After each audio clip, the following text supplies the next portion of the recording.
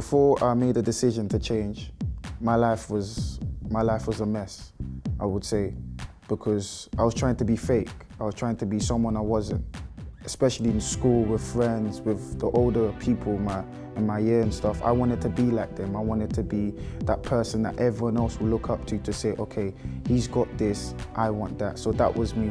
I was addicted to girls. I was addicted to robbing people. I was addicted to lying, swearing. And it got to a stage where I became someone I wasn't. I was fake. It was seen in my actions, and I wanted to change, but I was too deep inside that I couldn't really change. I was labeled, I should say, even my teachers in school.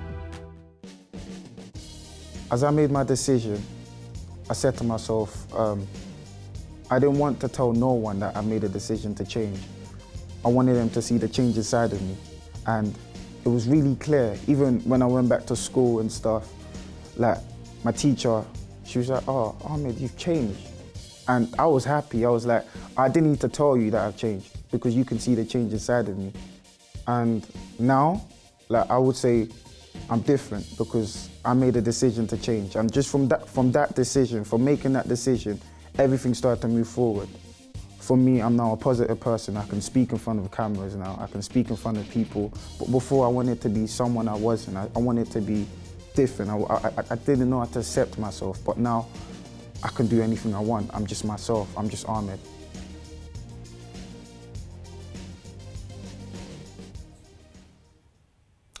Good evening and welcome to tonight's Finding Answers. Are you someone fearful?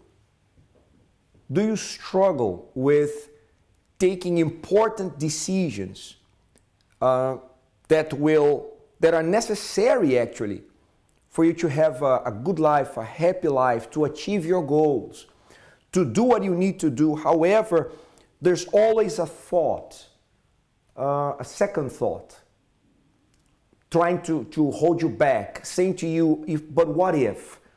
What if you quit this job that you are not happy with and something bad happens? What if you start your own business but then things don't work for you?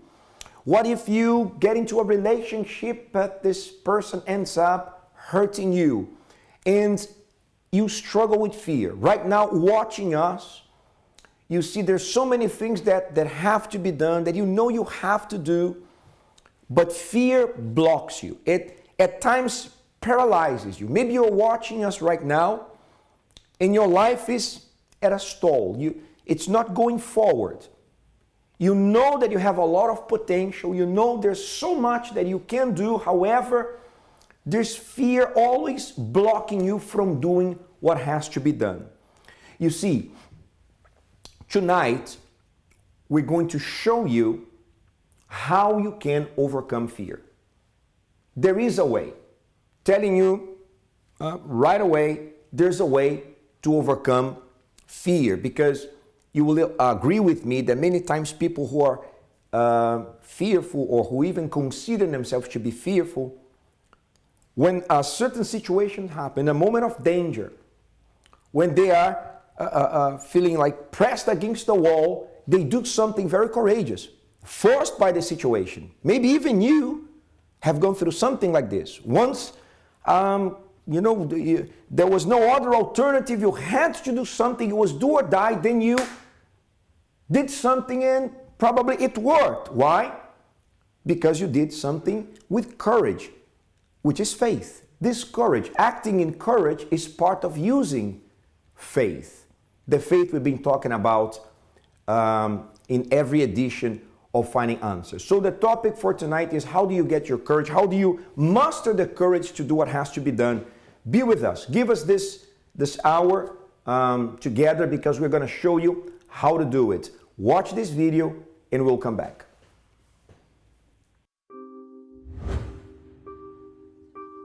What is courage, and how do we know if we have it? Courage is feeling fear, yet choosing to act. Nelson Mandela said, "I learned that courage was not the absence of fear, but the triumph over it. The brave man is not he who does not feel afraid, but he who conquers that fear. Persevering in the face of adversity is courageous. Although fear is the body's natural response to a threatening stimulus, fearfulness is actually a learned behaviour. It is strengthened by our environment if we let it. So, surely this means that we can learn to be courageous, even if we don't feel courageous yet. Courage is also following your heart. Passion is what makes us do extraordinary things. It forces us to challenge ourselves. Courage is also standing up for what is right. It's about expanding our horizons and letting go of the familiar. In order for us to expand our horizons, we do need to step out of our comfort zones. This will inevitably cause us to feel anxiety, but it is a great way to learn courage. Many people have amazing, beautiful dreams and desires, but they suppress and ignore them and tell themselves that you can never have them. But if you begin to follow your heart, you will know, and this will almost certainly fill you with courage. So we're back with Finding Answers. The topic for tonight is, how do I get the courage that I need to overcome fear and do what I have to do? So as we said in the previous segment, there's a lot of people that they label themselves as fearful. They consider themselves, weak in that aspect, not courageous enough to do what they really want. However, once confronted with a critical situation, when in crisis, they do end up doing things that are courageous. So you see, it's inside, it's in you, it's inside. The only thing you need is to learn how to remove what is blocking you from taking the necessary step. The courage is in you. As we said in the video you just watched before, to be courageous is not to be somebody who doesn't fear. Actually, there is a healthy aspect to fear. There are certain things we should be afraid of doing. I should be afraid of, when I'm driving, crossing the red light, because I'm going to cause an accident. I may die or kill somebody, right? I should be afraid of breaking the law that can put me in prison. So there's a healthy aspect to fear, but there's also a very negative one when it comes to stopping you from doing things that will bring your life to a much higher level, that will make you happy. And unfortunately, there are things that block. Some people accept these blocks in their life, feeling that if they stay in their comfort zone, everything's going to be fine. But maybe that's you. You're in your comfort zone, but you're not fine. You are frustrated. You are unhappy. You feel like you've been an underachiever, but you can change this using the steps we're going to talk about today. Actually, not only the steps we're going to talk about today, and not only talking to you, but also showing you. We're going to talk to a live guest today who is going to tell us her story of success, how she overcame fear and did well in life. But I have also with me in the studio Victoria. Good evening. Good evening. So Victoria, what is your input on this idea? What does psychology thinks about fear, courage? Is it possible to overcome? What is your input? It's actually quite a difficult subject for psychologists because it's a difficult one to study. And in psychology, what we do is we set up studies and we watch people. But in order to put somebody in a very, very fearful position and then watch if they are courageous or not, then it's near on impossible to do that because it's unethical. We have located parts of the brain that do light up during MRI scans that show where courage is actually pinpointed. But in terms of people deciding or being forced to be courageous, it is very difficult to understand, because when you are fearful, you have a release of adrenaline. So you're in the fight or flight mode. And most of the time, in this modern day sense, we go down the path of flight. We will run away. But some people in some situations choose to fight. But in terms of psychology, it is very difficult to explain exactly why they do that. But it's an interesting point that even animals, weaker creatures, let's say, small creatures, when they are threatened by sometimes a much bigger one to protect their cubs or something, they will react, right? As you said, in the fight mode. Is there any explanation to that? Is it something in the brain, or what causes this? Is there a class of people more prone to react this way than another, or? There honestly doesn't seem to be, as far as I'm aware, any kind of evidence that suggests that there's a certain type of person who will do this. Although we have mentioned in the video that we just saw that you can learn to be courageous. And I know certainly myself with time, with age, I've learned to be more courageous. I used to run away from fear, but now I'll face it head on. And also as a psychologist, I understand what's going on in my body and in my brain when I do feel fearful. So it can be a learnt thing. If you've been in many situations where you've felt fearful and you've successfully overcome that, then you are then more likely to be courageous in the future. You know, another point that I remembered here, for instance, one of the things that I was really afraid as a child was roller coaster rides. Yeah. I was terrified of it. But at some point I remember that I said, no, I can't give into this fear, because people go on these things and they seem to be having so much fun. And I just understood, you know, I'm going to do it, so I did it. The first time was with my eyes closed throughout the entire ride. But today is no longer an issue. So would you say that confronting the fear will give you this experience that you're talking about, to be able to, you know, put it behind you and make it no longer an issue? Yeah, I mean, in that sense, because you've been on the roller coaster and nothing bad happened, then it's called classical conditioning. You're associating one thing with another. So you go on the roller coaster and nothing bad happens. So next time you'll possibly be more likely to then just get on the roller coaster. But actually with some people, what you find with age, people then learn about life a bit more and the threats that could happen with roller coasters. So actually, over time, people may be less likely to go on roller coasters because they think of the wider picture.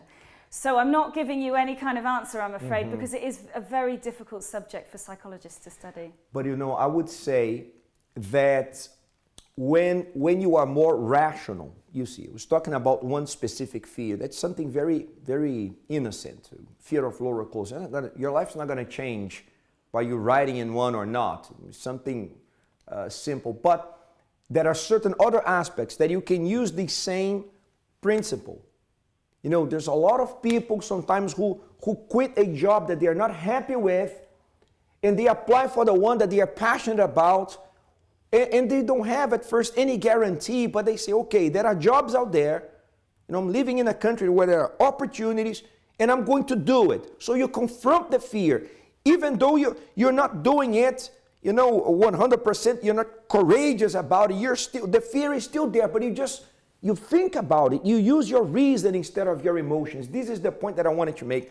It's your emotions. The emotions that many times get in the way, and when we actually use our hearts to decide instead of our minds, that's when the problems begin. We're going to speak more about it and show you the story of someone who overcame. But people that are watching us now, Victoria, that want to get in touch with us, how can they do it? So if you'd like to speak to one of our advisors at any point during the show, then give us a call. Our number is 020-7686-6300, or send us an email. Our email address is help@findinganswers.tv, or you can send us a tweet. Just start your tweets with @FindAnswersTV, or search for us on Facebook. Just search for Finding Answers. So if you want to learn how to overcome fear, how to, you know, muster the courage for you to do what is important for you to do, what you want to do, stay with us. We're going to go for a short break, and when we come back, we're going to speak to Teresa, who is here also in our studios to tell us about how she overcame her problems.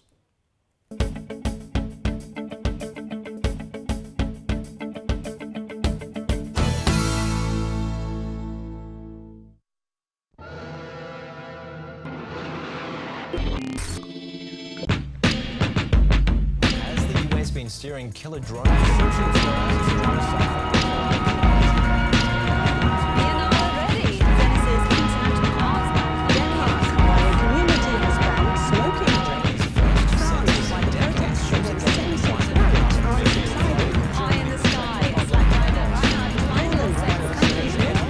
missiles won't reach Syria for several months. Will sell big fighter jets to the outside. This is your UCKG timetable. We are open 7 days a week, helping you to make a new beginning. Monday, a meeting focused on achieving more in your financial life. Tuesday, prayers for healing.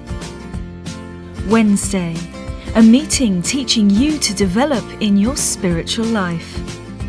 Thursday, a special prayer for the family. Friday, a service for your spiritual deliverance. Saturday, Find the One, a service specifically tailored for your love life.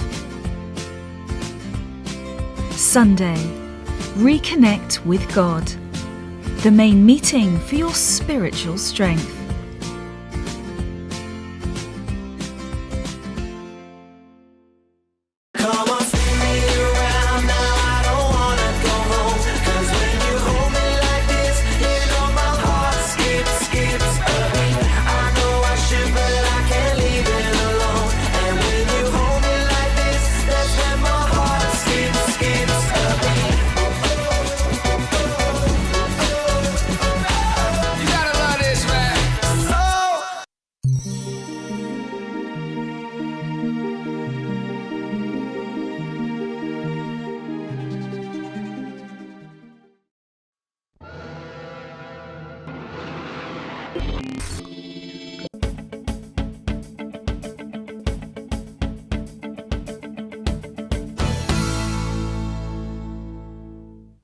So welcome back to Finding Answers. Tonight we're talking about how finding the courage to do what is necessary for your life to go forward, to see progress. And to help me talk about that, I have here Teresa Orosun-Gay. Good evening. Good evening. So, how are you today? I'm good, thank you. Good today. Yes, I'm blessed, yeah. But you were not good when you first came to the church. No. How was your life, Teresa? It has to go back to my childhood. My fear actually started, even though we have fear as a child, but the real fear came when I was sent to Nigeria when I was 9. My mum was going through situations in life, so she had to send us back, me and my siblings. The first few weeks, well, 3 months actually, it was fine. It was like a holiday. And then it just all fell apart. I was exposed to abuse, physical beatings, not able to go to school regularly, things that I'm used to in England. We was treated like slaves as well. The people we were staying with was relatives. It wasn't my mum's side of things that was doing it. It was my mum's brother's wife that was the one that was really treated us really badly. She had children herself, so it wasn't the fact that she didn't want children around. So her children were getting the best of things, and us now, we were treated like slaves, just second class, just doing the chores, which, you know, something you don't mind, but it was more physical. It was just the beatings for things that it wasn't your fault, and it was really a shock to my system because I was never beaten. So you were sent back to Nigeria as a child. Who was taking care of you there? Relatives? It was my uncle, my mother's brother's wife. I mean, it was them as a couple. I mean, my uncle worked, so we were mostly with his wife. So you didn't grow up with the affection, you know? Not in Nigeria. I did with my parents, but when we went over to Nigeria, How long did you stay over there? 3 years. 3 years. I stayed there till I was 12. Right, and you said that was the beginning. That was the beginning. As a result of that. Very bad fear, yes. What came as a result of that? With that, I became a very aggressive person, very angry. I wasn't able to express myself. I became this withdrawn. I was withdrawn now. I wasn't that child that was always happy like I used to be. What made it worse, I was a daddy's girl. Mum and dad were going through situations, so I didn't see my dad. So he was my protector. He was my, everything. And not having him there to protect me, I did try to lean on my uncle, but he was mostly at work, so we were still left with his wife. And we were really treated very So when badly. you came yeah. back, your parents noticed a big change Well, in my you? mum, because my mum and dad separated. Okay, you so know. she So it was my noticed mum. it. She noticed. Yeah, of Right, course, right. because I even started to rebel. I mean, I didn't realise I was rebelling because I felt like it was her fault why I was going through that situation. I know now it wasn't. I mean, she was trying to sort herself out. But back then, as far as I was concerned, you abandoned me to suffer. Right. You know. You were a child and yeah. you didn't have the understanding Yeah, to... and it was so much. I mean, even though it was the abuse, it was things that were happening around us. I mean, I saw people being killed. You know, that it was things that I'm not used to in England. So it was a real shock And to my system. all that happening to you, Teresa, as a child, all these things you witnessed, these things you went through, further down, becoming a teenager, an adult, how did that affect you? As a teenager, like I said, I came out when I was 12, ready to start secondary school. When I did come back, I had a very deep African accent. So there alone, I was treated at school, I was bullied. I was teased because of my accent, which was very, very deep and very strong. And because of the physical abuse that I suffered in Nigeria, I felt that anything I needed done, I had to be violent as well. So I used to lash out, you know, and very quickly I got a name for myself. I was respected. Obviously, it wasn't respect at all. They feared me now. But I was lashing out because I was fearful, you know, and that was the only way I could protect myself. So that went on for a while. You know, I used to get into the wrong crowds. I never used to listen to my mum. You know, as far as I was concerned, if you cared, you wouldn't have sent me away. So who are you to tell me what to do? You know, it was really... That's a really good acted point up. because maybe you're watching us now and listening to what Teresa is saying. You relate because probably, or maybe you're doing the same. There's fear inside of you. You've been through experiences that were very traumatic. And the way that you react is in an aggressive way. You want to, you know, give the impression that you are this strong person, this tough person that you want to impose even fear on others. But inside, it's because of the fear that you have. This fear in there is leading you to react in a certain way that you don't like, and you don't perceive. You're isolating yourself from everyone, or maybe you do perceive that that's what's happening, and you don't want to be this kind of person. But how to change? Stay tuned or talk to us. You can call us 0207 686 6300. Our advisors are here. They can speak to you right now, or send us an email. We don't have to read it here in the air unless you would like us to, but it's help@findinganswers.tv. We are here to help. So Teresa, I have some notes here. Drinking a lot, depression, problems with your husband. This was further down, right? This was way further down. I mean, back, like I said, as a teenager, I acted up a lot. Bad company, smoking weed, drinking, you know, things that I didn't really want to do, but because the people I was with was doing it, so I joined in, and it kind of made me forget. So I think I was running away from something, clearly.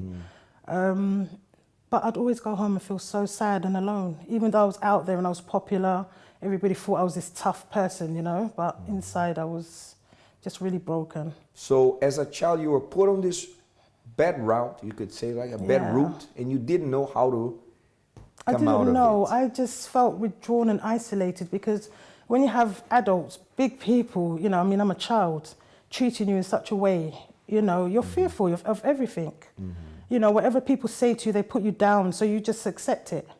So tell us about, you know, how did your life end up becoming, I mean, how was this situation? What led you to have problems in your marriage, the depression, the drinking? The problems I had in my marriage, I can't really say my marriage, because me and my partner, we've been together for years. It's only when I came to the church that I recognized that we were living in sin. We should get married. So we've been together since childhood, since I was 16. But how was the relationship with him The before? relationship was lovely in the beginning. It was really nice, you know. He gave me that love, that support that I did never, ever, ever have, besides my father, of course. But as we started to get older, and we started to drink together, we were smoking together, we were partying together, we were doing all sorts of things. And obviously with drink, you start to be tempted both parties. It was a mess. It was a mess. It was a lot of, because he was the one that was there for me, I felt like when he started to recognize other things outside, I felt he was being taken away from me. So I was lashing out, and then it caused arguments. By then we actually had one child. I was 18 when I had my first daughter. So that just added a lot of, you know, a lot of tension to the relationship. Though I love my daughter, I'm not saying, but it was a lot to take on as well, you know. And the depression, when did it start? When did you realize you had a problem with depression? To be honest, I think I was depressed from young, but I didn't realize I was depressed. So that came out in any argument I had. I wasn't one for talking much. I used to lash out. I was more a physical person, you know. Wasn't able to express myself at all. So would you say that maybe you found in your partner, in the beginning of the relationship, which when everything was going good, maybe a little bit of what you would found in your father as a child, the protector, Yes, yes, right? it's exactly that. So you clung to that. Yeah, because he's 4 years older than me, so that was even like, oh yes, he's older, he's more mature, and he was very different from guys that I knew. It wasn't a physical relationship at first. It was more, he just cared for me, and I really liked that because he was different from everybody else. But along the road, and then along the way, changed. Obviously, things changed. You Right? know, yeah. And as we said, maybe this is another situation that you can relate to. Poor relationships, it all started well, it's not well now, you know, have broken relationships, you're afraid of getting into relationships now because of the previous things, which is also not something intelligent to think, because we don't have to succeed at all times on the first or second attempt. Many times it takes 3 or even more times to try doing the same thing until you actually reach it. You say, oh, but I've been hurt and everything. Yes, it hurts, but you know, we can use this as an experience and decide that we are not going to settle for less. You don't have to live unhappily. You don't have to live dissatisfied. There's a way to change, and you can contact us and get some guidance, get some inspiration. What would you say, Teresa, that was the worst moment of your life? I'd have to fast forward quite a few years. When I had my third child, she's 12 now. She's a blessing. But when I first had her, it was a lot, because it was a stereotype. It was the stigma behind the disability that she had. So-called friends that I had, they filtered away. I don't want to blame all of them. Maybe it was the fact that they didn't know how to deal with it. They didn't know what to say. But I had to prioritize everything again. It was more focused on my daughter. With my husband, it was very hard for him. He was in denial for a long time, a very long time, which led me to be the main person that would go to appointments, even because he was working anyway. But so I would have been the one doing that. But I noticed he just wanted, as far as he was concerned, there was nothing wrong with her. So it didn't help me in some areas because I needed that support. But that was his way of dealing with things, you know. So he was helpless. I suppose he looked at it like, how can this happen? He can't protect her, you know, he didn't. But it wasn't his fault. It was nobody's fault. Didn't know how to deal with the situation.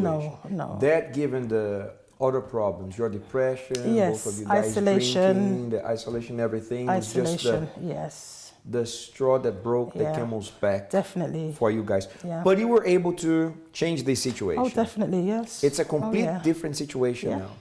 And you remember what you have done to change this? I remember. You're not going to tell us right now, because we need to go to a break. And when we come back, Teresa's going to tell us, share with us, what she did to turn her life around and be the happy, smiley lady that she is today. We'll be back.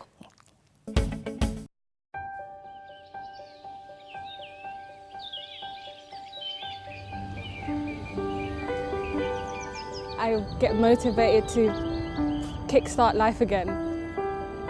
That motivation that just pushed me for the rest of the week. So it's like a boost. It gave me that hope. You know, it gave me something to look forward to.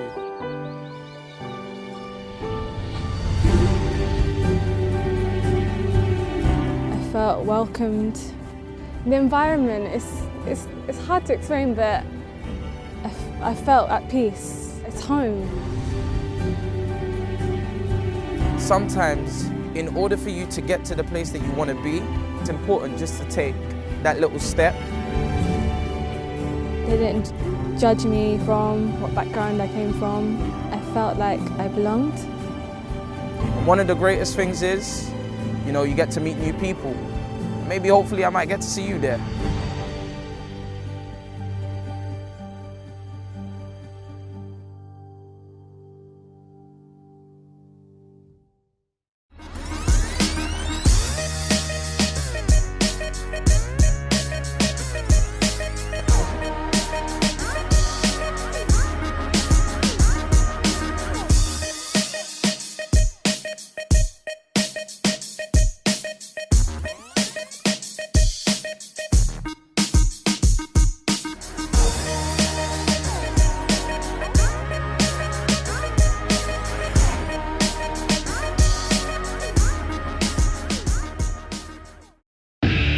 In life, there are problems that just hit you with a blow. Everything crumbles away and the heartache never seems to disappear. Everything keeps going wrong. You are in despair. What do you do when your hope isn't enough? When your single prayer seems to return unanswered and the persistent problem is still there? Make the chain of prayer and turn things around once and for all. Don't give up. Make a chain of prayer. It works.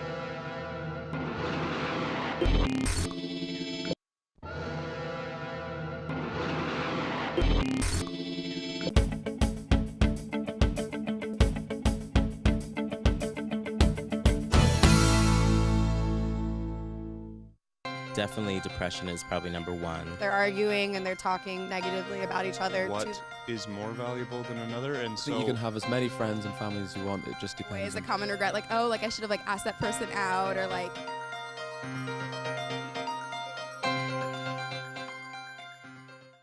Hi, I'm Chica here for Finding Answers. Tonight's topic is talking about courage. Be brave, be courageous. It's easy to say, I guess, but can we find this within ourselves? I'm going to find out from the general public. Let's see what they say.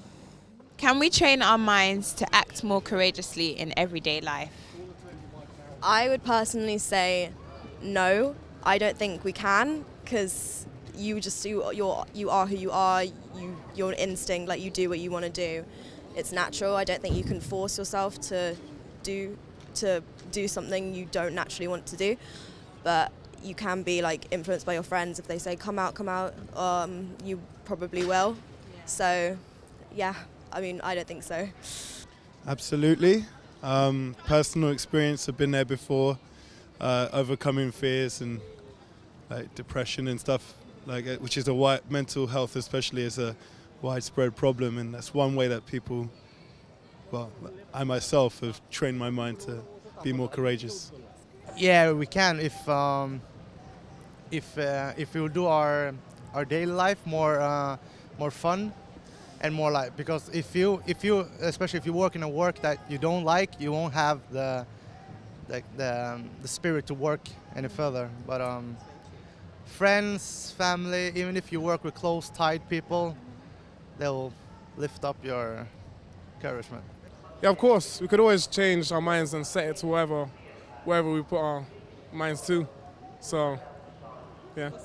Yeah, I think you can. I think it's difficult because obviously you get into a routine and you don't necessarily think about it, but I think you can be spontaneous and decide to be, but it takes a lot of like determination. I think that's something that sometimes I struggle with, kind of just get day by day, going through the phases, when really you just want that kind of like, let's do this now, let's just go for it. So these were the opinions of people in the streets of London. And I want to make a comment on the First Lady that said that in her opinion, we can't train our minds to overcome the fear. I disagree. I believe we can. I believe that God designed us, you know, with the brain as an amazing tool, an amazing thing that can develop, that can grow. There are amazing things that we can learn to do. And one of them is to overcome fear. But a big part of it has to do with not giving in to our emotions when it comes to taking important decisions that have a very important impact in our lives. We have to use reason, not emotions. Maybe I can't control my emotions. They're all over the place. I agree with that. But I can control what I decide. I don't have to decide with my heart. I can decide with my mind and say, you know what? Even though I'm afraid, even though I feel that I can't do it, but I believe that I can. It's important for me. So I'm just going to decide that it's more important to do what I need rather than listen to this feeling, to give into this feeling. Whether I feel like it or not, I'm going to do it because it's important for me. That we have the power to do. That's doable, right? And we can do it. And I believe that that's a part of what you had to do. Would you agree with me? I had to, yes, definitely. Teresa, my gosh, how did your life begin to change? It started to change when I decided. I mean, I used to go to another church before, but it used to come out worse than I went in, if that makes sense. I'd go in and my life didn't change. There was nothing. And my neighbour, stroke friend, she'd been inviting me to her church. And I'd always said, oh, no, I've got my own church, you know, it's fine. But then one day I'd really hit rock bottom, and it was me that actually knocked her door. And I said to her, the next time you go to church, I would like to come along with you. So we went along, and it was a Friday service. And when I entered the place, I actually knew, when I entered the church, I knew my life was going to change. From there on, I knew definitely things will change. Why? Because it's just the faith, the way that the pastor spoke, the way that the advisors spoke as well. Things I used to hear that was negative, you won't be able to. Negative words, that didn't exist in the church at all. You know, I was told I could, I can. Use your faith, everything is possible. One thing that really used to affect me was I used to listen to what people said all the time. Though they couldn't do nothing for my life, they could easily let me draw back from whatever I was doing. So I learned there that with God, all things are possible.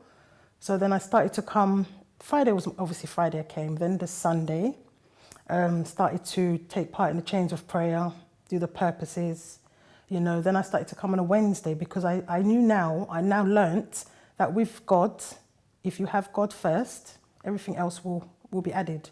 So this is why I thought I have to come on Wednesdays to grow in my spiritual life, to be able to get rid of this this fear that kept, even though I was going forward, I was doing what I was, you know, what I was learning, but I still had that fear.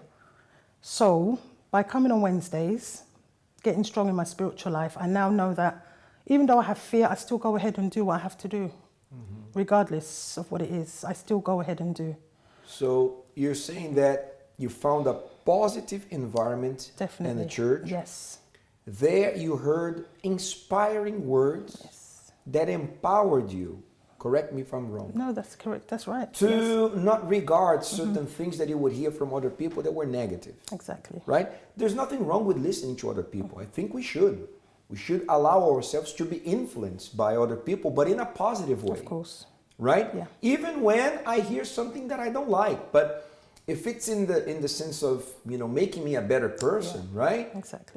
Helping me do a better job, developing my potential. So I believe that's perfectly fine. It's positive. Of course. But when people are making, you know, remarks or comments or things that are just hurting us, just you know, being straight out negative, then this is the kind of words that we have to learn how to block. That's part of faith.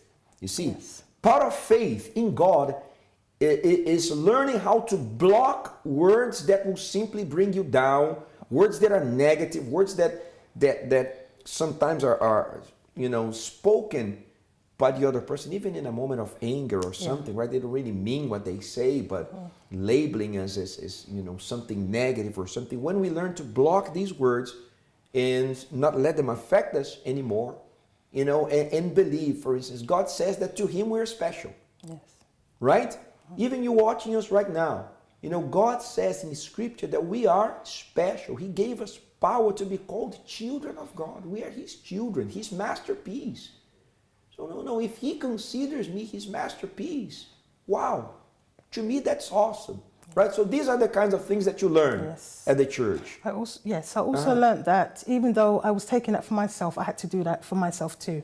I had to learn to forgive, because obviously I was very angry with how I was treated, so I had to forgive.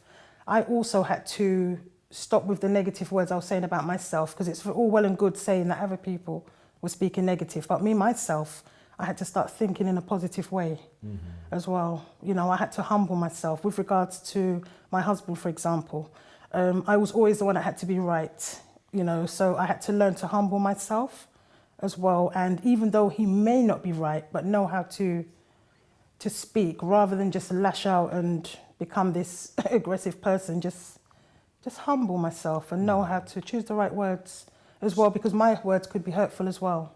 So you learn to forgive. Yeah, definitely. To control yourself. Oh, definitely, yes. To become a stronger person inside. Yes. To overcome your fears, right? Yeah. In a very practical way. How did that impact everything else in your life? Every area of my life now, problems come, but I just deal with them. You know, with me and my husband now, he attends the church. If he's not in church, it's because he's working. That is a big bonus, that's positive. You know, my son, I mean, I have other children. I have two older ones. My oldest is 28, my son's 24. And then there's a 12-year-old and I have a 6-year-old. So we're all going to church now. With my husband, I'm just waiting. We're just praying now for him to get a job that's Monday to Friday so that he can become very strong in his faith as well. So your family's in the church now? Yes. They're going to be there, yes, definitely. Right? Definitely, yes. More united? We're united, definitely. Stronger? Yeah. Stronger personnel? Yes. Still struggle with depression? No way. That's once long in a gone. while? No. No room for that now. A trace of it? No. Drinking? No way. The issues of the past, your childhood? That's gone. I mean, it's just a testimony now. You know? If anything, it's something I've learned from, but nothing to affect my life. No way. I'm looking forward. So it would be okay to say fear isn't an issue. It's not an issue. It comes, but I deal with it. Very good. Yeah. Thanks for coming, Thank you. And the same can happen to you. If you want our help, you can call us. You can get in touch with us even now. 0207 686 6300, or send us an email to help@findinganswers.tv. We're going to go for a short break, and when we come back, we're going to talk more about it, about the topic of how to have the strength to overcome fear, and pray for you. You can actually prepare a glass of water, because we'll pray for you in the last segment of tonight's Finding Answers.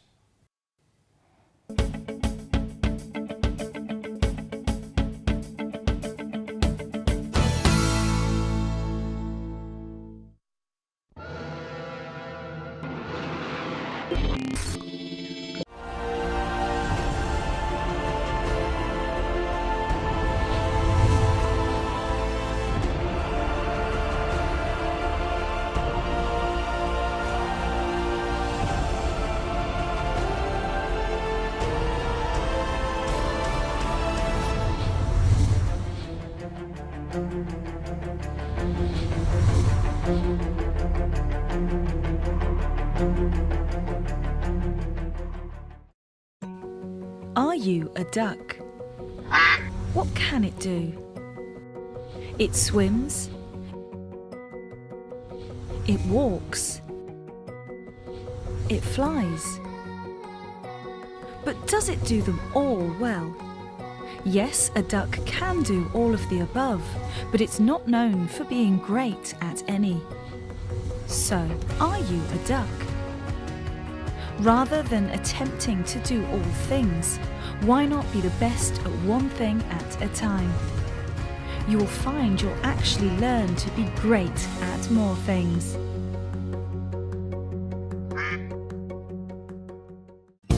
Introducing the Love Therapy website. Love Therapy can help you find true love and show couples how to enjoy happiness through a successful relationship. So why not click on the Love Therapy website for dynamic, interesting and useful tips on love. You can watch inspirational videos from happy couples sharing their experiences of maintaining relationship strength, and find out when the Love Therapy meetings are. If you're looking forward to a first date, then the Love Therapy website has 5 tips for that all-important first date. And why not sign up for the Love Therapy newsletter to receive the latest news and events postings? All you need at your fingertips. The Love Therapy website.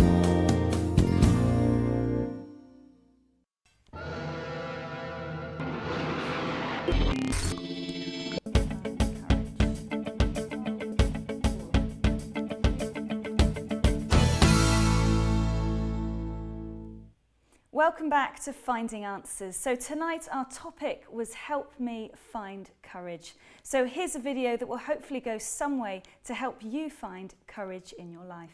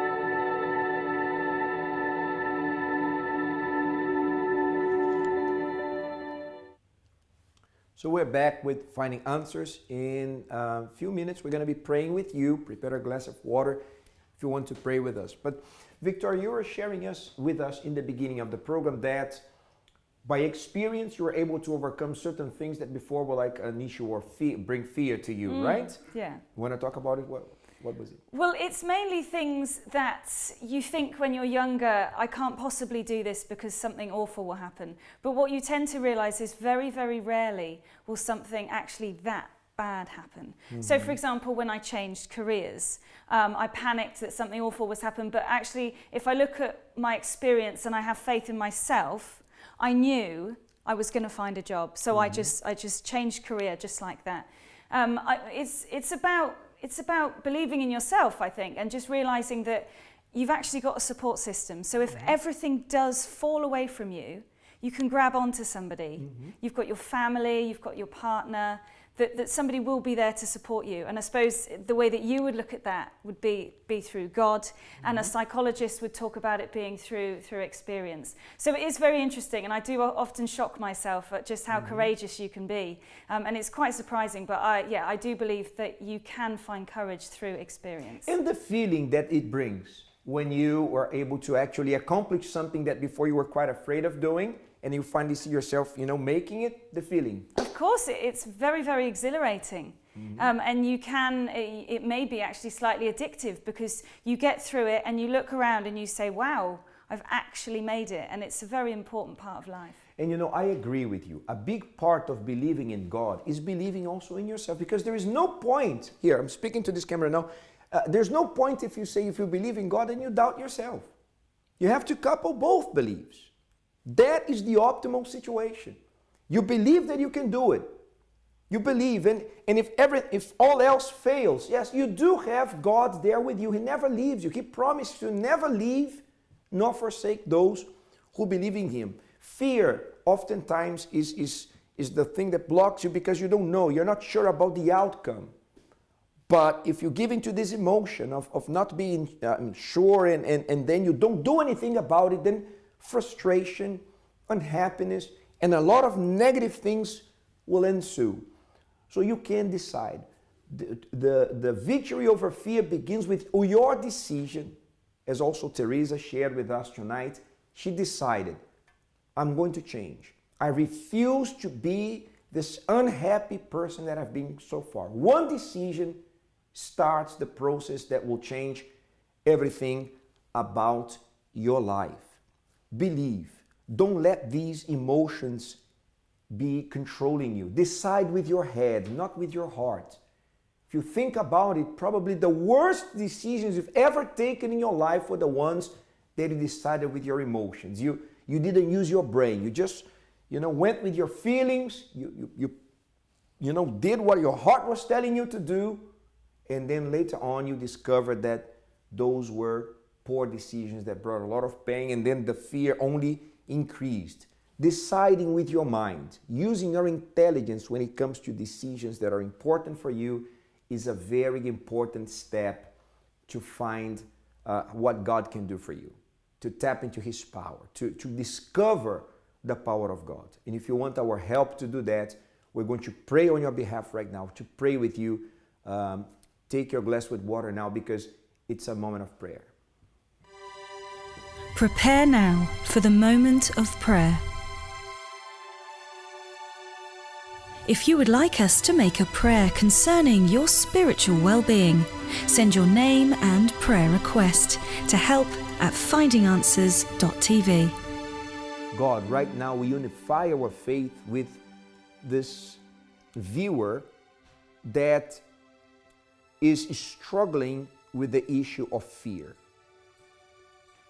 I know that you are present with this person regardless of the place where they're at right now, at work, at home, I don't know, maybe watching the program from a hospital bed, maybe in a terrible spot right now in life, something terrible going on, and this person feels like they're sinking and they're drowning and there's nothing to help them stay afloat.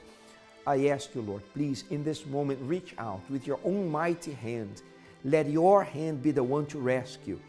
Let your hand be the one to do it right now, to pull this person up, to stop the fall, and to help this person be set on their feet again and be able to stand and believe and achieve their goals and overcome their fears. I know that you take pride in us when we are courageous, when we act in courage, when we decide there's something more important than to give into fear. And that's what I ask you to do then through this water. Bless it, anoint it, so that when we drink this water, we may become empowered. Use it as an element, as a point of contact with your power. And whatever decision has to be made, whether a career change, to quit an abusive relationship, to do something that is important for the physical health, the spiritual health, even to come to church. Maybe this person is praying with us, they've never been in a church, it's difficult for them to take this decision, but empower them, Lord, so they can overcome this fear and find out that on the other side of fear lies a victory, a happy life, the sense of accomplishment and happiness. This is what I pray for, and I ask you and thank you in Jesus' name. And those who agree can say amen and drink the water now.